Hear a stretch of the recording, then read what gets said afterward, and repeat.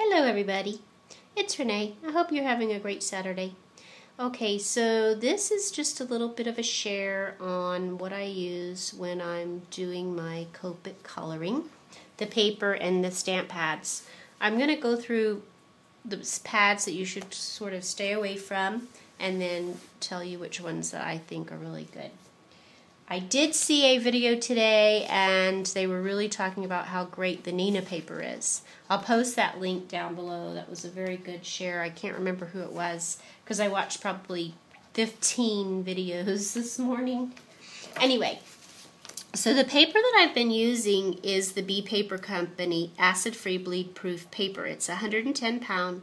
It's very silky and smooth, and it has a pretty good weight to it. And I find it works great for me. I did place an order, however, for that Nina paper, and I cannot wait to try it out. Okay, so now a little bit about the ink pads that I stay away from. This VersaFine is a really good pigment ink for fine details. It's very vibrant in the onyx black, but it does smear. It seems to take forever to dry for me anyway. This StazOn is a solvent ink. And since the Copic markers are alcohol-based dye inks, somehow that alcohol reacts with the solvent and it breaks it down and it makes it stay open, or it just stays wet and it'll smear right away. So this one will also damage your Copic markers. It'll get on the marker and you can't get it off. So stay away from that one. The Ranger Archival ink is very good again for stamping. It's waterproof, permanent, but I find that it still smears. Maybe you can let it sit overnight and then it won't smear. I haven't tried it, but that might work. The Tim Holtz Distress ink, these are alcohol inks. These work very well and they don't smear. So I would use this. It would be safe to use any of those colors. I use the black soot because I like to outline in black. Hands down, the best ink pad to get for Copic coloring is the Memento in tuxedo black. So I'm going to stamp an image. I'm going to use this gorgeous girl and I'm going to stamp her. And I'm going to use this Beepaper. And we'll see what we get. Now when I do stamp, I use a padded postal envelope. That's what this is. And it works really well for me because it gives just enough cushion that it does a really good image transfer. Yay! I was glad that it worked for the camera. So essentially with the Memento, this is ready to go. You can shade it with your Copic markers and it's not going to smear. Okay, so I was going to start by coloring in the skin for you. The colors I'm going to use are E000 as the lightest color, E00, E01, and E11. Okay, I'm going to say that the light source is coming in from this direction. And then I usually work from light to dark on skin. So since this is going to be the lightest, I'm going to start, and I'm just going to use, I'm going to sort of do this where I'm trying to stay out of your way so that you can get to see what I'm doing. And that's not easy to do. Alright, I'm going to do the face. And the next one is the E00.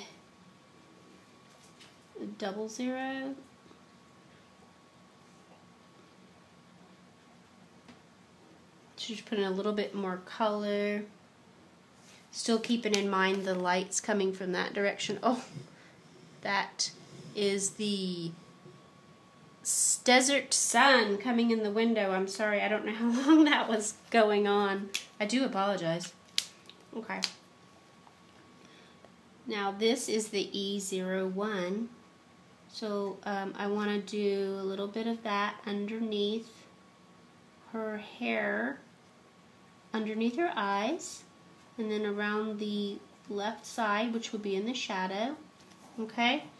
Now I'm going to take that E11, which is my darkest color, and then I'm going to sort of bring that color under,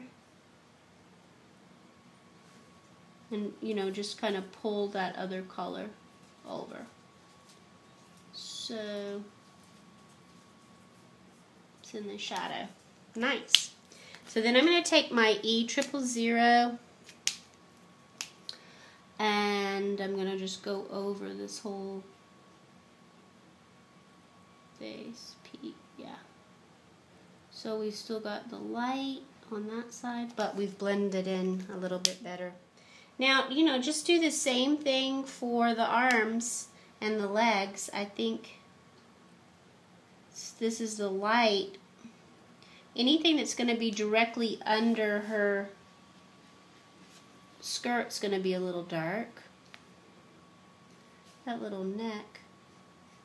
I pretty much just go across the whole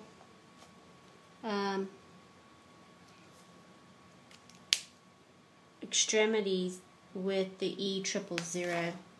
Then I'm going to go to the E00.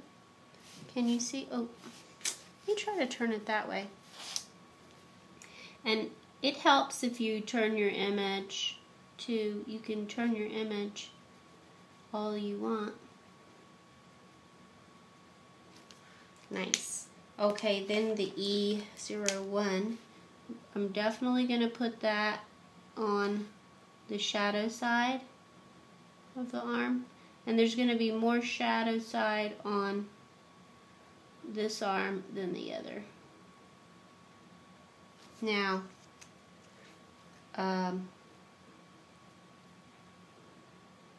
again, I'm going to put it on this side of the image and this side of the image, but definitely under the skirt, where the skirt casts the shadow. Okay, and then this is E11. And just gonna give it a shadow. Again, under the skirt, I'm gonna make that dark. And this side,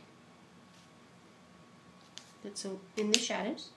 Now I'm going to go back to the 000 and blend outward like that. If there's a big definition line, I need to go back in and cover it. But that looks pretty good. Okay, so yeah, I can do the hair if we have any time. I don't know when this is actually going to cut off. It could actually cut off at any second. So yeah, I'll try to start on the hair and we'll see how far we get. I'm going to give this little cutie brown hair because I actually have more browns. I'm going to use E27. I'm going to use E33. I'm going to use E15. And I'm going to use E29. Okay? So again, I'm going to start with my lightest. And this is funny because this is E33 and this is E15. But this one is actually lighter than that, and I don't know why, but that's how it is. Okay, so now again, the light source is coming in from this direction, so I'm going to shade or highlight.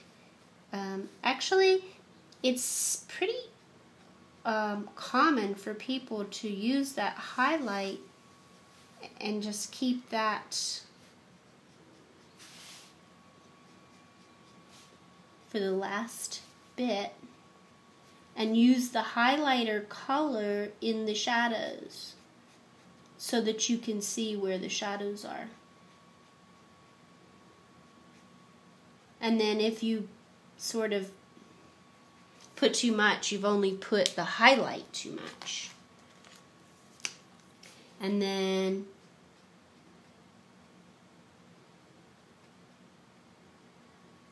This is the E15. Again, I'm putting more shadow in. And I'm sort of trying to stay on this side with the dark. And I'm using those flicking motions because it's hair.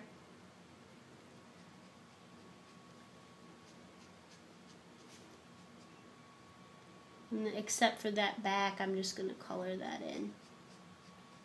I try to keep this is sort of, it bows out, so I'm going to make that lighter. And this goes in, so I'm going to make that darker. You'll see. Okay, E27 is the next color. Now this is where you can start really bringing in some dark.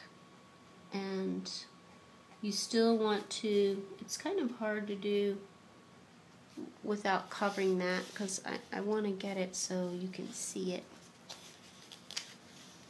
I'm not sure. And then I want to cover this because that's getting darker. Okay, and then that is completely covering where I'm trying to show you what I'm doing. It gets harder and harder. How in the hex? I guess people do it upside down. Was I completely like missing the boat on that? Okay.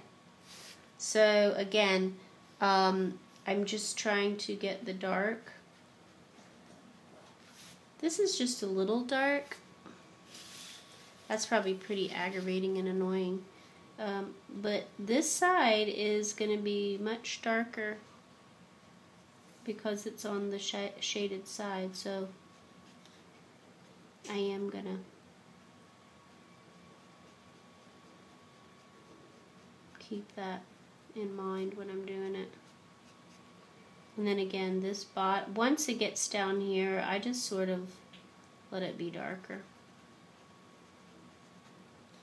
That's what I do.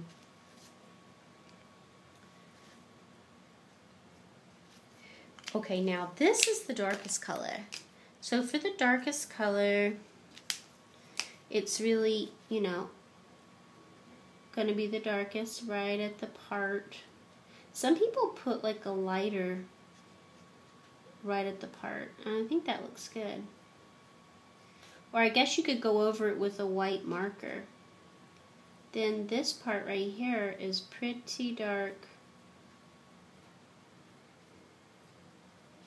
And then, especially on this side again, I might not have anything very light at all.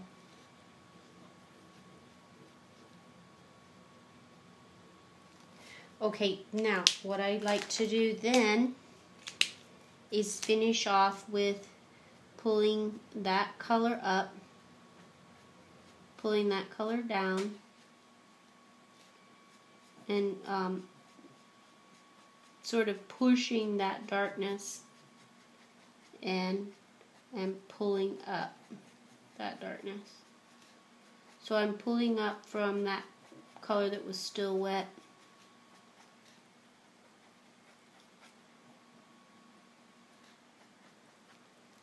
And pushing it into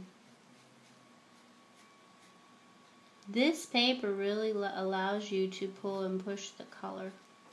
Okay, so that's the hair and the skin. I'm not going to do the rest of it, but that's sort of what I do. I may touch it up a little bit more, but that image did not budge, and you saw it was real time. I did not have any wait time on that Memento ink. So this is the best thing for Copics. And then this paper, this Beepaper, is not bad. It's pretty reasonably priced.